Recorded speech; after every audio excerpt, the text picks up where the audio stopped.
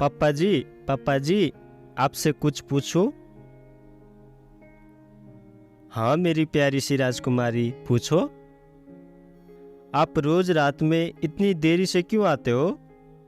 मैं और आराध्या दोनों सो जाते हैं। हम दोनों बहनों का बड़ा मन होता है, हम भी परी और सानू की तरह अपने पापा के साथ खेले।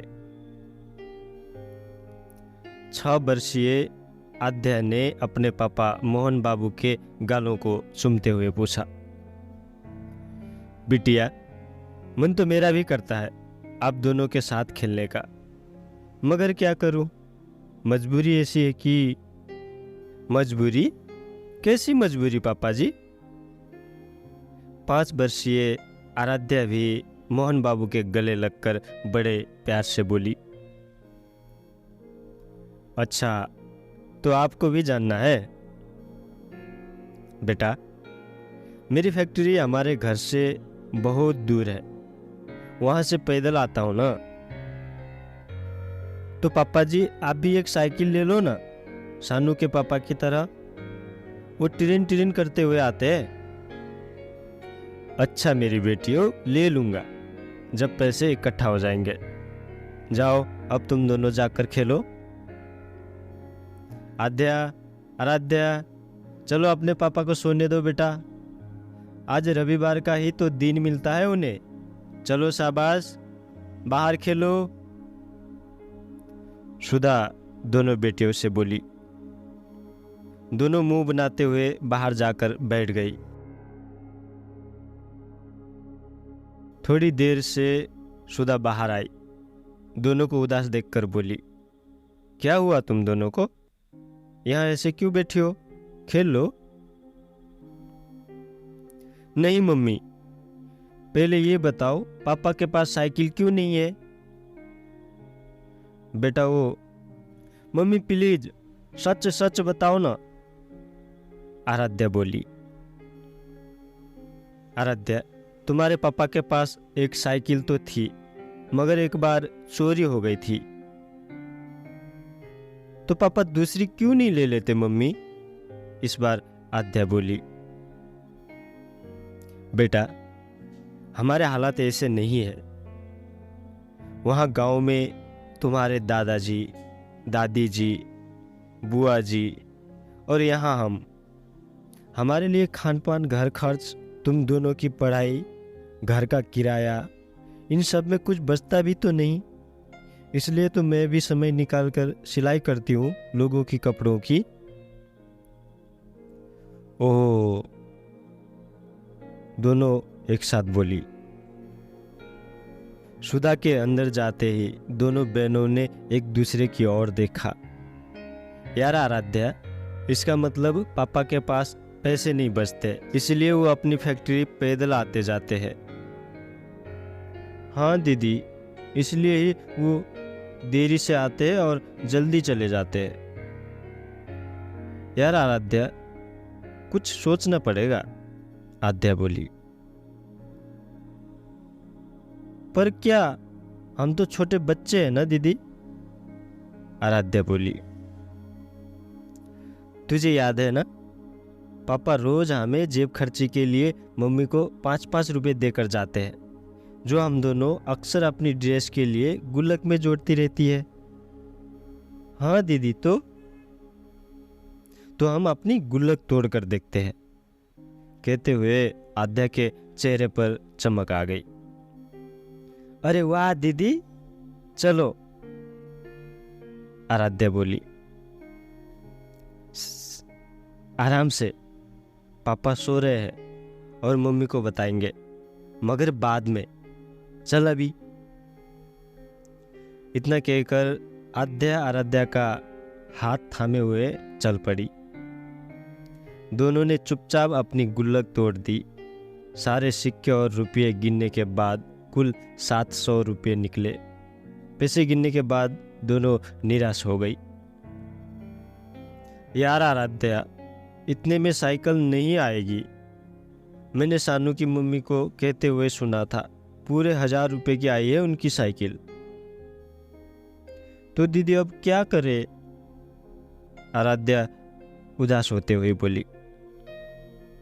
चल मम्मी से पूछते हैं, शायद कुछ बात बन जाए।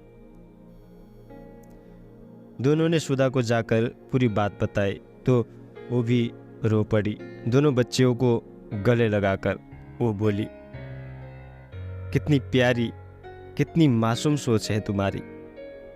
रुको, मैं भी कुछ ढूंढती हूँ। इतना कहकर सुधा चावलों और दालों के डिब्बों को टटोलने लगी। आखिर उसकी मेहनत रंग लाई और उसकी बचत के रूप में 350 रुपये इकट्ठा हो गए। अब तीनों की एकीकृत जमा राशि 1050 रुपये थी। सुधा मोहन को जगाने के लिए जाने लगी तो आद्या ने रोक दिया। मम्मी, पापा को उपहार स्वरूप देंगे, वरना वो नहीं लेंगे साइकिल। कोई बहाना बनाकर मना कर देंगे। सुधा की ओर देखकर आराध्या भी यही बोली। ठीक है, सुधा मुस्कुराकर बोली।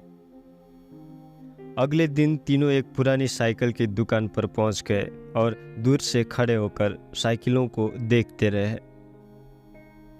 दुकानदार बहुत ही देर से देख रहा था, सो उसने उन्हें बुलाकर पूछा, क्या बात है बहन जी, बच्चों के लिए साइकिल लेनी है क्या? सुधा कुछ कहे इससे पहले आद्या और आराध्या ने अपने दिल की बात बता दी। अंकल जी, हमें पप्पा जी के लिए साइकिल चाहिए। वो रोज हमारे लिए पैदल चलकर फैक्ट्री आते जाते हैं। दोनों बच्चियों की बात सुनकर दुकानदार की आंखें भी भीग उठी। उसने एक पुरानी पर अच्छी वाली साइकिल दिखाई तो दोनों बच्चियां वहीं खुशी से उछल पड़ी। कितने की है अंकल जी? बेटा, इसकी कीमत का तुम्हारे एहसासों से कोई मुकाबला नहीं है।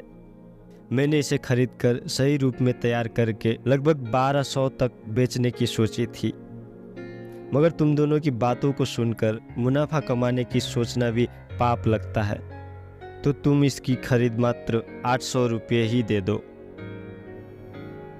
सचमुच अंकल जी? दोनों बच्चियां एक साथ बोली।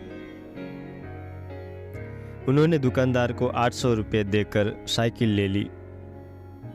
रात को जब मोहन थका हारा फैक्ट्री से घर लौटा तो साइकिल घर के अंदर खड़ी थी और दोनों बिटियां छुपकर देख रही थी पापा के चेहरे को। मोहन ने यूं ही साइकिल को देखा तो वो सोच में पड़ गया।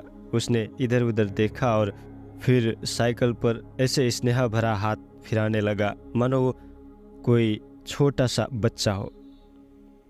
इससे पहले वो सुधा से साइकिल के बारे में पूछता कि ये किसकी है, तभी आद्या और आराध्या उसके सामने ताली बजाकर नाच उठी।